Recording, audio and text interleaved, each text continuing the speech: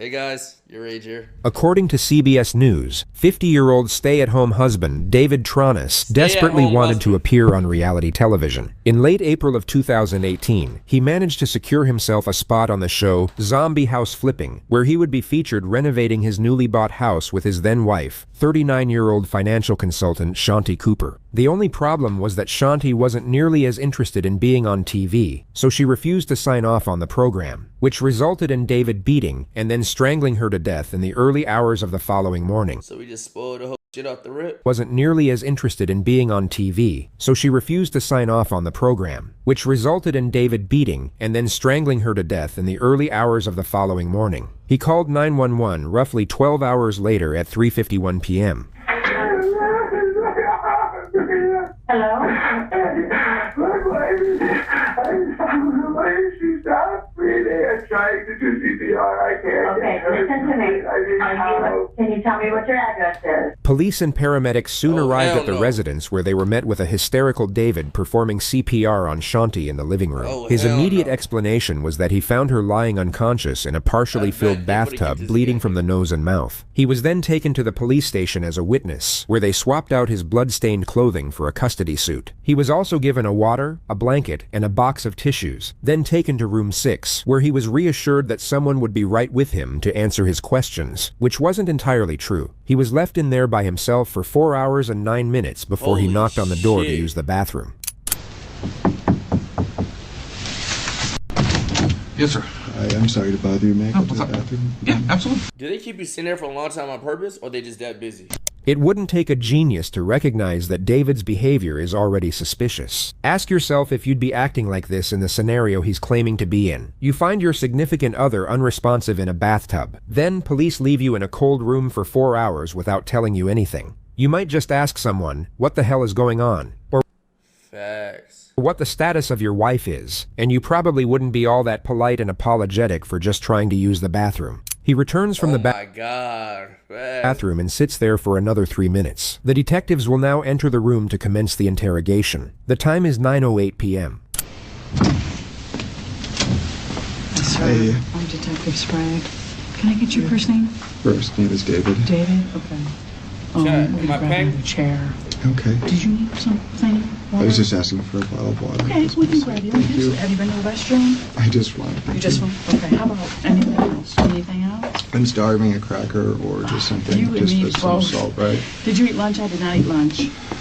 Don't be fooled by the detective's disposition. They're already certain that David has committed either first or second-degree murder, but they don't quite have enough evidence to place him under arrest, which is why they need a confession. How are they that convinced without even, he's acting weird, but how are they that convinced? Just based off the fact that he's acting weird in here? David at this moment is still free to walk out of that police station, so the detectives will keep the tone sympathetic and non-confrontational for the time being to keep him on Listen, what if bro is autistic? that chair. They'll afford him the false belief they are buying into his act as the grieving husband. But as soon as he gives them his initial version of events, the pressure will rapidly accelerate, in a manner that David is in no way anticipating. What would you like to eat? And I'll run down. Just something simple. Just tell us about how you killed your wife. peanut butter crackers. Anything like that? Okay, that's not a problem. We'll be right back. Here's your water, buddy. Thank you, I appreciate it. I can take that one. Yes. I'm trying to Ayavaga-moto one nigga. Okay, okay, is that good? Perfect. All right. I'm with you. I haven't eaten since this morning. I'm sorry this is taking so long. Is my wife okay? David, I believe. Okay, all right. Are you okay? Did I do I'm anything? Detective Teresa Sprague, and this is Detective Barb McClelland. Hey. First of all, on behalf of the Atlanta Police Department, we want to say how sorry we are for your loss. So this is Did that bitch nigga just start crying on command? Did this bitch nigga just start fake crying, like, immediately, bro? Wide ass gecko at the bottom left of my screen. Yo, watch your mouth, nigga. This is the first, out of a total 11, of David's fake cries. Their intensity level will peak about halfway through this video, during some of the more embarrassing performances you're ever likely to witness on the internet. But from that moment on, you'll notice these acts steadily diminish, as the detective makes it more and more abundantly obvious that she knows he's lying. David, and also for everything that you're going through. I know this is very traumatic for you. Okay. They start by collecting David's basic information. Yo, this light ass Blonde or nigga. brown hair? I love both. Blue. Okay. Hazel eyes, maybe? I'll take Hazel. Blue, hazel. Okay. They're dirty, but yeah. Okay. Is there a home phone? There is. Okay. You also got home phones? It's 407. The next three are easy. 704, the opposite. And I never call it. The next three are 704? It's 407, 704. Did you have one grown up? I think it's 2808. It might be 2406, but I have it in my phone. We've had it since we were at Briarcliff. And when did you move to Florida? In 2013. Why he kill her? Didn't he kill her just because he got mad?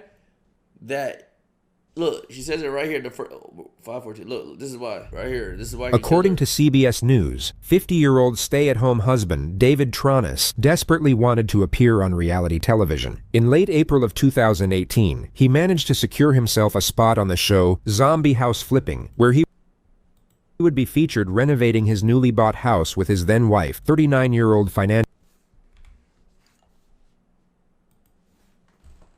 where he would be featured. He desperately wanted to appear on reality television. In late April of 2018,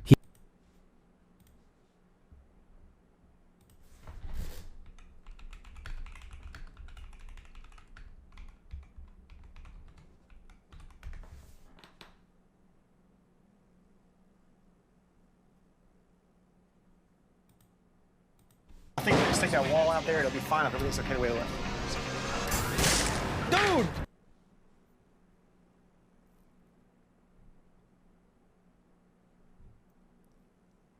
What was that nigga's name? I'm trying to see the episode with this freak ass nigga, bro. You are sped. How the fuck am I sped, retard? He never made it. I thought he said he made it. In late April of 2018, he managed to secure himself a spot on the show Zombie House Flipping, where he would be featured renovating his newly bought house with his then-wife, 39-year-old financial consultant. But she didn't want to do it because she wasn't half as. Oh yeah, I'm sped.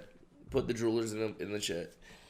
Yeah. Shanti Cooper. The only problem was that Shanti wasn't nearly as interested in being on TV, so she refused to sign on. Put the droolers, put the droolers, put the droolers, put the droolers. I'm tired, bro. You understand? And when did you move to Florida? I drooled. In 2013. What? Had it since we were Landed. They put it take this. Maybe 2406, but I have it in my phone. We've had it since we were at Briarcliff. And when did you move to Florida? In 2013. Okay. About 5 months after I met Shanti. Did you meet her here or there? We met online. You met online? Okay. Can you tell me what year that was? It was 2013. 2013 is when you met online? Yeah. Okay. And about 5 months later, did you move here and move in with her, or just move here? I'm trying to be as accurate as possible. I believe it was the end of September. So you guys knew each other approximately 5 years this month.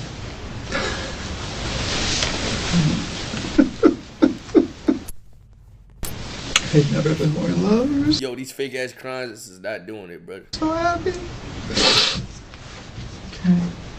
If you don't, I know you've probably never been through anything like this in your life, okay? And I'm going to help you get through it. So if you have questions, you want to stop me, please do so, okay?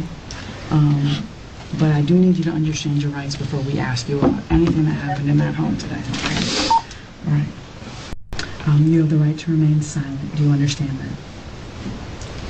I'm sorry? Yes. Sorry. That's crazy. You really just strangled the fuck out of him. Yes. Okay. Anything you say may be used against you in court. Do you understand that? Yes. Would you raise your right hand for me, please? Do you solemnly swear or affirm that the testimony you shall give in this case shall be the truth, the whole truth, and nothing but the truth? Absolutely. Absolutely? Okay. All right. So I need you to... Niggas don't give a fuck about that shit. We're going to continue kind of down this path about how you all met. I know you met on Match.com.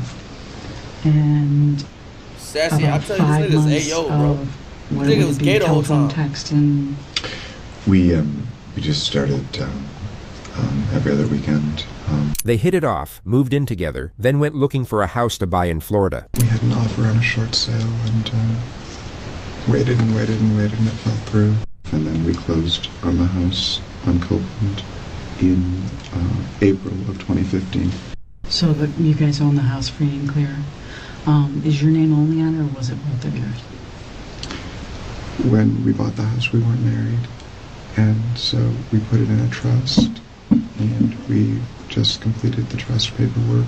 He put the house in his and his mother's names while leaving his wife out of it for, quote, planning and financial reasons. He asserts the decision was mutual, but whether Shanti actually knew about this or not is unclear. And you've been, so once you moved to Florida, you've been living together the whole time, just home to home, just first with the folks, then Briarcliff, and then this residence. But you've been together the whole time. Have you ever broken up? We had a couple fights, I think when we were living at Briarcliff. Okay. We spent a few nights apart. He says that he just spent a few nights with his mom, then drifts off into a statement about how Shanti was dedicated to work. The detective will now cut him off and steer the line of questioning back to the argument. But she's so when you guys would argue, when you would go to your mom's, it was just because she was busy all the time, or what would the beef be? Her work had a lot of stress involved, and she would sometimes. We always agreed, later that she was just overworked and tired, and so she'd get a little snippy or short or yell, scream, what? Just irritable. Irritable. Just irritability. Shit, she sound like me, nigga. Sometimes it just, that's not really, I don't really do that. It's not really, I just stand there. So I just. I would just say, why don't we take a break, or just let it, a little cool down period, and every time we did it, we came back. I think we only did it twice, but we were stronger. Okay. And has that happened since you moved where you are now? Because now we've got the added stress of the renovation? No, we love it. We love the... This is Keith Ory, the producer of the house flipping show that David wanted to be on. When you would be interacting with the Torontos related to your work on the house and also the show, who was your primary point of contact? Oh, Dave was. He would communicate her desires. I would see her, but it was more like Dave's full-time job, almost, I guess I would say. Did you ever know during your time that you knew Dave to have any other job?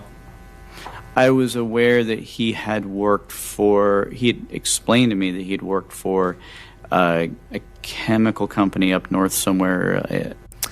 I actually never knew what Dave did for a living.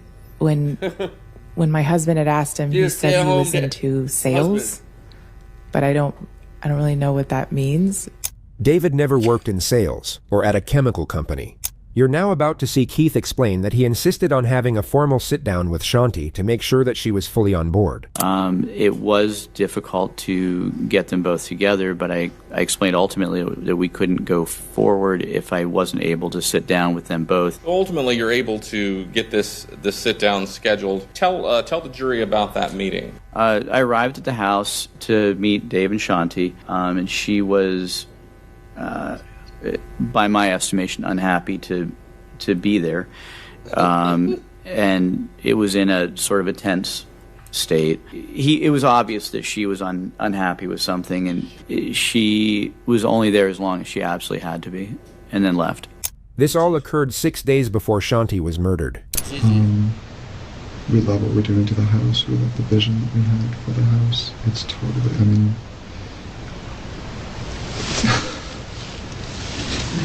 all she wanted was what she wanted so bad. It made me happy. It made her happy. It was a thing that we did together. Mm-hmm. She wanted to quit her job when we got the house done, or just kind of, slowly phase out of it. She thought, a couple of times that she would really need to take a break, and definitely slow down, and definitely not add a whole lot more work. But she could do more if she did too. I'm sorry, I can't talk about it any faster. Yo, I want to beat the fuck out this little lame ass nigga, bro. Look at this cornball, this TOS boy, this gay boy, this foo-foo boy, bro. Look at the little foo-foo boy, bro. Bro, he killed her because he realized he wanted dick, bro. It had to have been it, because this nigga's not normal. That's fine.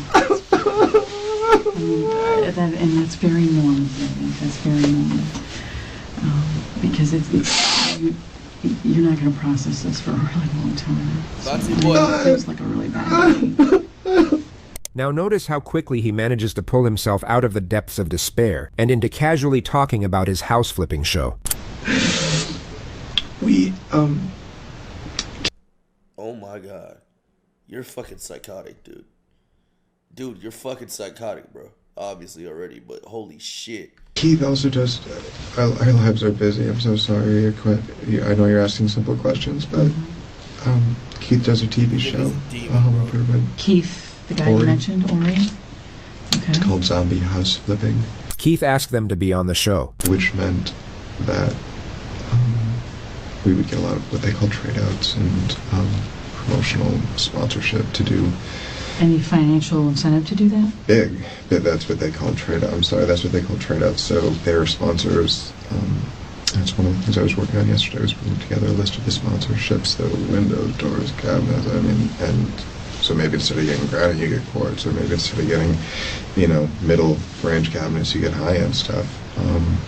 And we're also working on kind of just an amazing open concept stairway in the middle of the house that was going to go all the way up to the loft.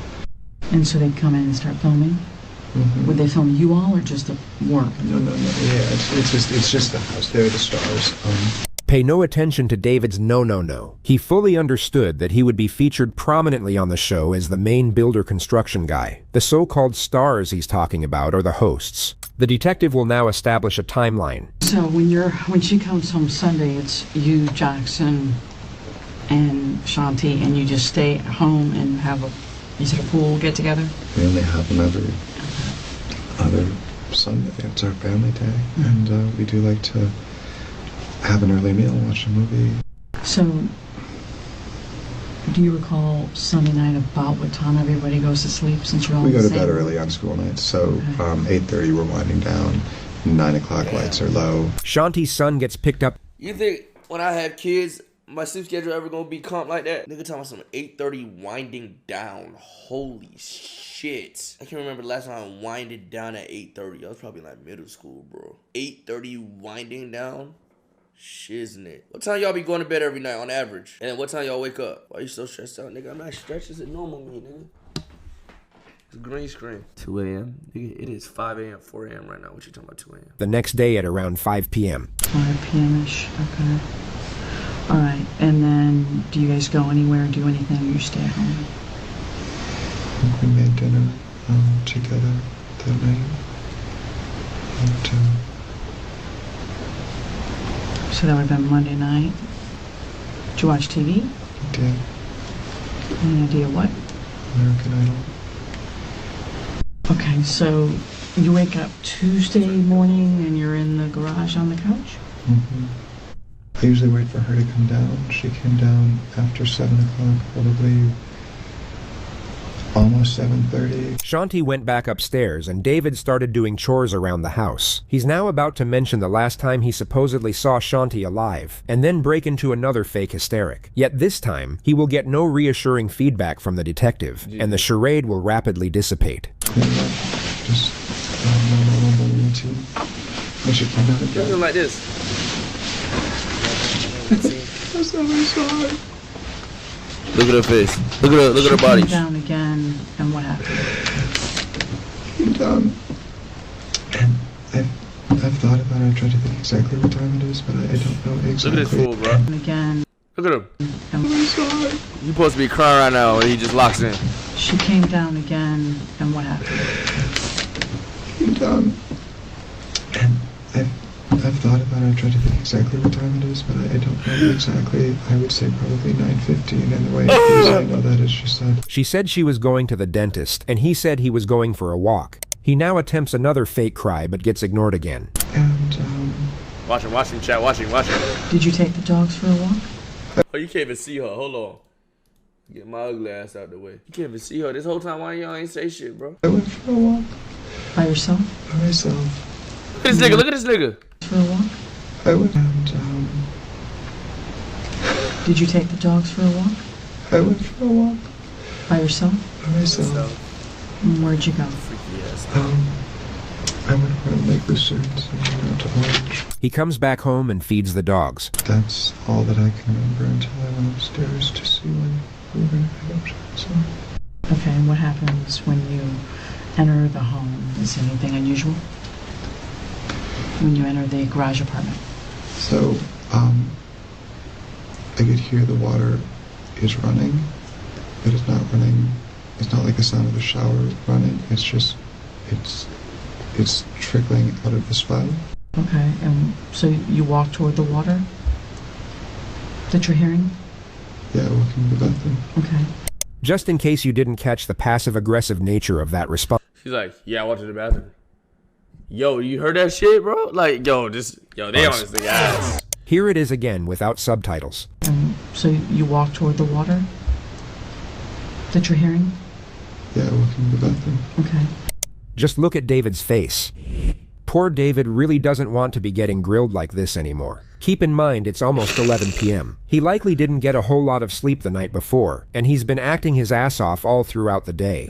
He's been acting his ass off. He'll at this point be exhausted and want nothing more than to get out of that police station. RGJ, but he doesn't want to get challenge the detective directly and risk losing her approval. Hence he throws out a weak little display of passive aggression to see if she'll pick up on the hint, but it of course gets ignored. She will simply continue pressing with an unsympathetic tone which will cause David to revert back to appeasement. He will then begin recounting the horrific circumstances under which he supposedly found Shanti. And as this unfolds, you will see a glaring disparity in David's emotional presentation.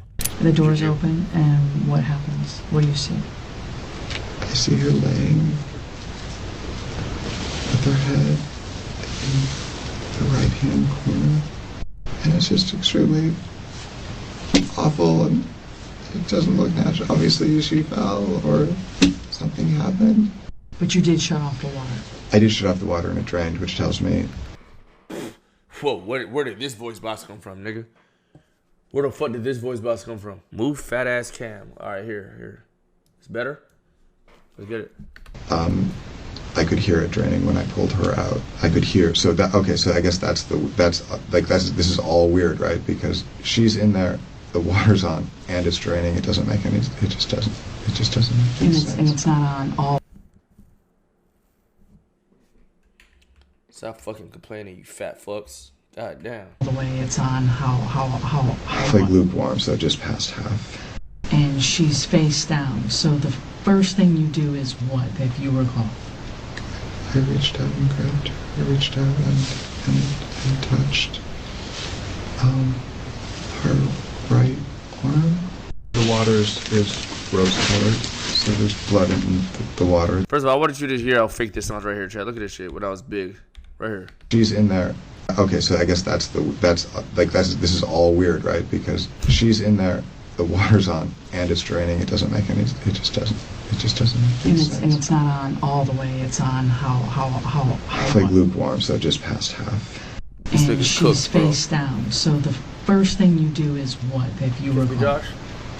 I reached out and grabbed her. I reached out and touched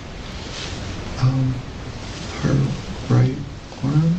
The water is rose colored, so there's blood in the water itself. Mm-hmm. I can see a spot of blood. And you pull her by her arms? So I grabbed someplace on her arm. I tried to get kind of under it a little bit. You said she seems stiff? Yeah. You're cooked. Hard to move.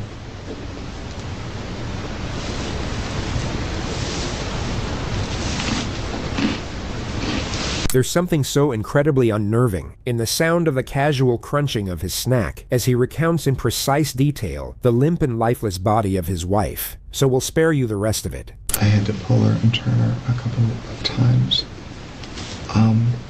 Then she felt cold. You asked how she felt. She felt cold. She felt cold. I grabbed the, You grabbed the what? She trying to think of something. We had, when we did the bedding, we took the the mattress cover off to wash it. The detective asks David to draw a map for the purpose of illustrating the timeline of his movements. She will now shift the line of questioning and begin to gradually intensify the pressure. When was the last time the two of you argued?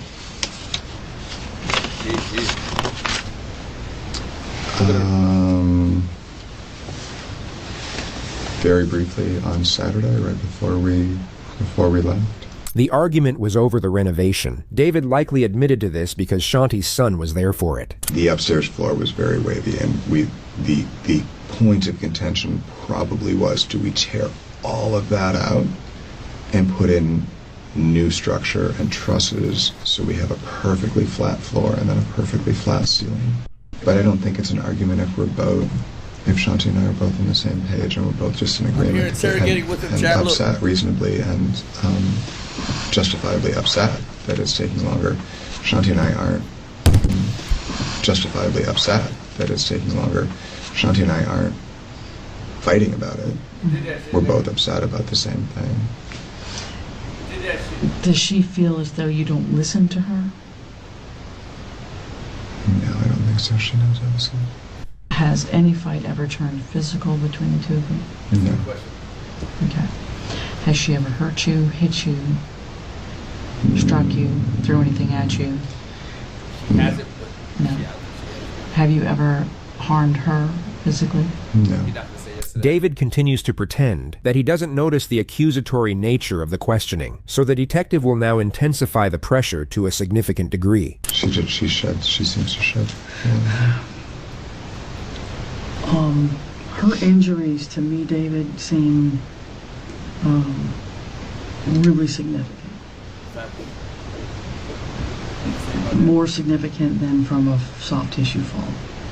More significant than from me tripping and falling and hitting my head and being knocked unconscious. She elaborates on the inconsistencies while David just sits there and nods. The issue I'm having with it is I absolutely think that she was deceased before you left to go to the park. She repeats what she said a few more times, while David just keeps doing what he's doing. Okay, so I think that you've told us a significant amount of information. You've been very cooperative. But I also think that you've left some stuff out. I think so too, David. And I think you've left some stuff out that is maybe something got out of hand, maybe you didn't mean for it to happen, maybe you got upset, but there's something that happened between the two of you before you left that house. Not telling us. Because she was deceased, or on her way to being deceased, before you left that house. Facts. Now, if there's an explanation, I want to hear it. Tell us, David.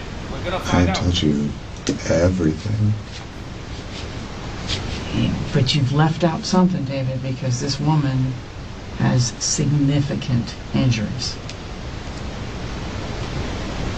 Okay, this is not from a fall.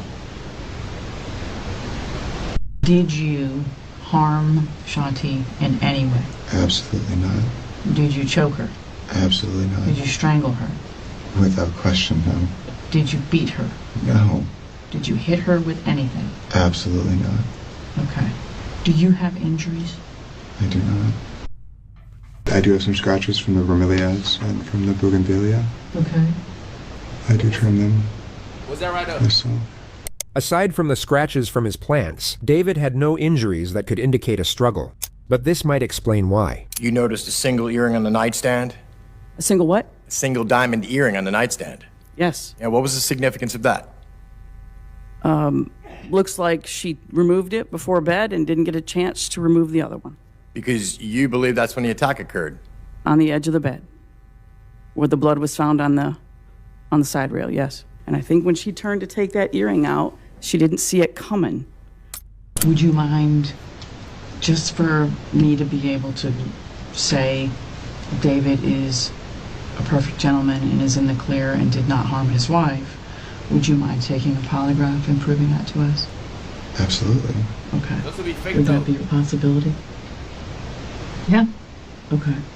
All right. It will. The detective asks David if he wants another water, to which he says, sure. So she brings him a water and tells him they'll be right back with a polygraph machine. But instead of coming right back, they leave him in there for just over 2 hours, during which time they decide not to proceed with the polygraph, but simply ramp up the confrontation. I've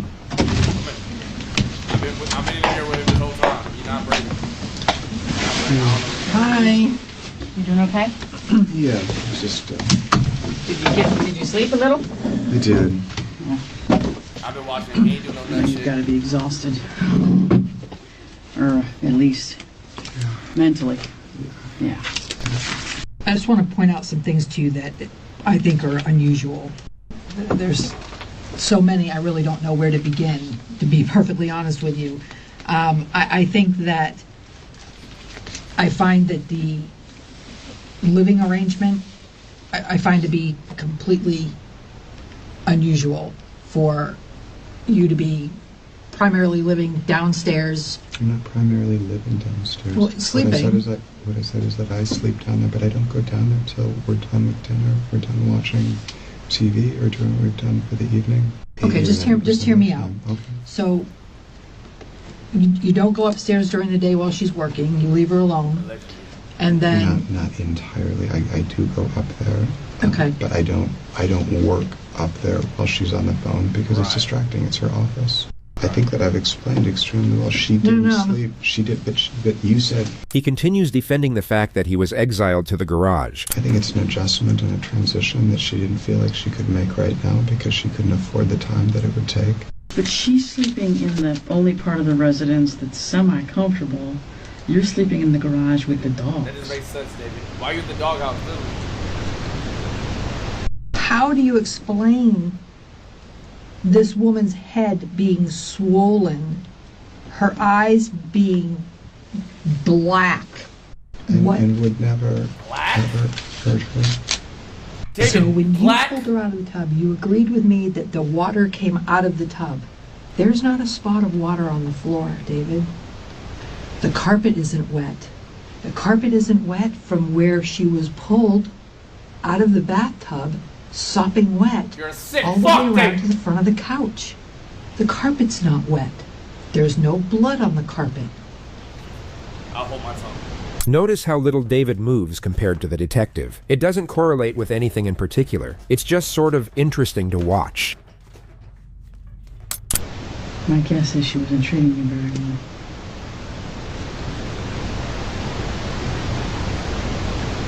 And there's only so much anyone can take before they snap. So, no way out of this one. Very kind things that you've said.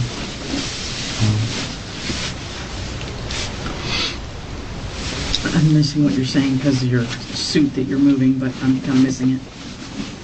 It's really loud, but I miss what you said because you're talking so loud. I'm sorry, it's falling out. I appreciate the things that you've said and the genuine consideration and thoughtfulness behind it. David, you killed this woman. You killed her! So I could give you all the information and all You cooperated because you thought that your language would overwhelm us. Liar! You thought you could pull the wool over our eyes. I don't think there He's a was liar! any effort to do that. You killed All her! of all these tangents, all this flowery, fancy language, answers to all the questions that you details. asked. To questions that you asked. You killed her because you were sleeping in the garage! You cried for about 7 or 8 hours today. Fake crying. Not one tear came out of your eyes. Fake. Not one. Fake! Not one. Not on scene with the officers, not in this room. You have fake cried over this woman's death since we made contact with Thank you! For hours. And every single time you fake cried, we wrote it down. Not one tear came out of your eyes. Not one. Now I was watching. That's why I was Okay. here. We've been extremely patient with you for a very long time. I am losing my patience at this point because there is not a lick of remorse for what you did to this woman. Not even a little bit. You're staring at a woman you're telling us you're in love with, and you've done nothing the whole time but close your eyes, huddle up, and protect your own ass. So we're just going to prove you're full of shit, and solve this case. And I'm glad you think that's funny. Piece of shit. I'm glad you think that's funny. Dirty piece of shit. The investigators would exit the room shortly after this moment, at 4:56 a.m. David would then sit there for a little over 2 hours before finally asking to go home. But before being driven back by one of the officers, they asked him if they could take his photograph. He cheerfully obliged. Judging by his expression, he may have thought he had just gotten away with murder, but a grand jury indicted him 4 months later, and he was arrested at his mother's house. When he was told he was facing life imprisonment, and that the evidence against him was overwhelming, he started acting crazy, and went for the insanity defense. He was... What would you do, chat, if you had 4 months just to stay with your mom? Let's just say you knew in 4 months you're going to jail for the rest of your life. What are you doing, bruh? I knew a few situations like that, bruh. I had a homie that allegedly thought he was gonna go to jail for murder, but his court date was like in a year, so he thought he was gonna be free for a year.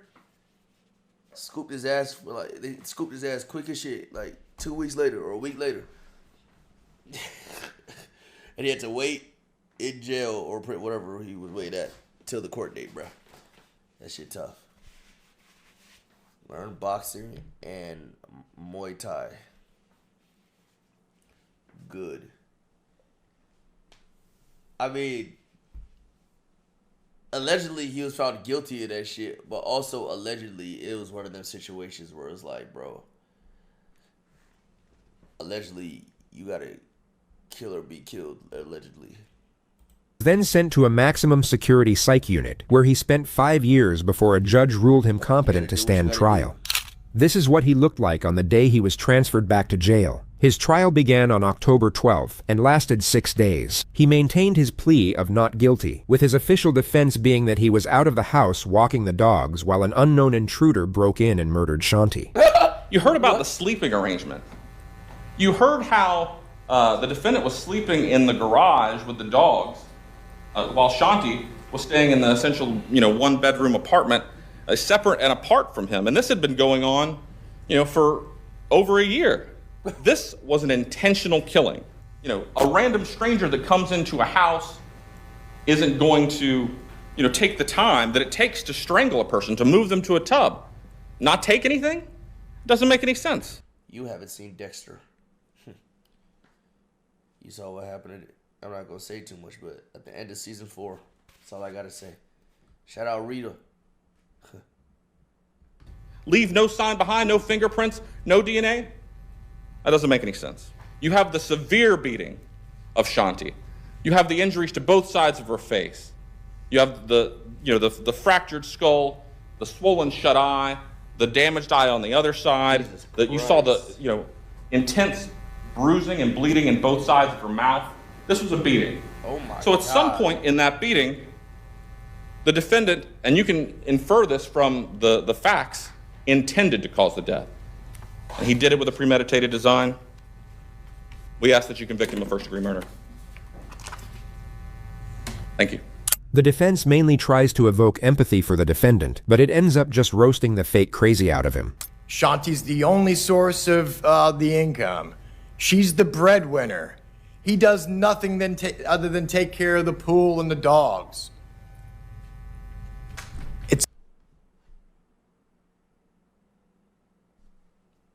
Get this nigga out of here, bro. You're cooked, gang. That's your lawyer, bro. This nigga not cooking shit, bro. Get the fuck up and out of here, bro. It's about circumstantial evidence, pure supposition, all steered by... Look at my lawyer, bro. My dog got a maroon and black bow tie, gang, with a gray suit jacket and a white... Yo. This is my lawyer, bro. Look at my lawyer, guys. Gigi. I'm going to fuck the jail, gang. Gigi. By Teresa Sprague, who prejudged this case based upon a phone call received from her from an officer at the scene about these crocodile tears. This is just a hunch, ladies and gentlemen. A hunch. Your Honor. If you hear horses, if you hear hooves, think horses, not zebras, sort of thing. Because that's... Nigga, what? That's the point. You don't get to fit a square peg in a round hole because it's convenient. And that's what happened here. With the rush to judgment, with the confirmational bias, those two detectives went into a room with David Tronis and worked him over. He sat there for 16 hours, bared his soul to them, literally and figuratively, told them what he knew. Why did nigga in the chat said, if you hear hus, he didn't say hus, he said whose. Nigga said, if you hear hus, he didn't say hus, nigga. Literally and figuratively, told them what he knew, told them what he saw. The government's the one spinning here. The government's the one taking the insignificant and stacking them into a pyramid. And I'm confident that after carefully deliberating, that you'll come back and return the only just verdict in this case, and that's a verdict of not guilty. Buddy, you're fried, bro. Give me my money back. You're fucking fried. Thank you. Verdict reads, we, the jury, find the defendant guilty of first-degree murder as charged in the indictment. So it says we all, dated at Orange County, Florida, on the 18th day of October, 2023, signed by the foreperson. In the midst of this tragedy, Shanti... Nobody defend this nut-ass case, so like, what the fuck did you say? His impact as a mother was shown through her son, Jackson. His victim impact statement was both heartrending and dignified.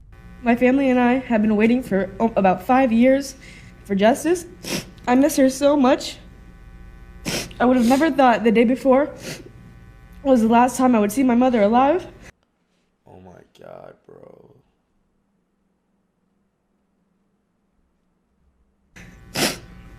I miss the times where we would go to Universal, or just the simple times, like walking the dogs or going to the park. She was the best mom I could ever ask for. That's it. Defense, any questions? No, Your Honor. Thank you, Jackson. Mr. Tronis, anything you wish to say prior to sentencing?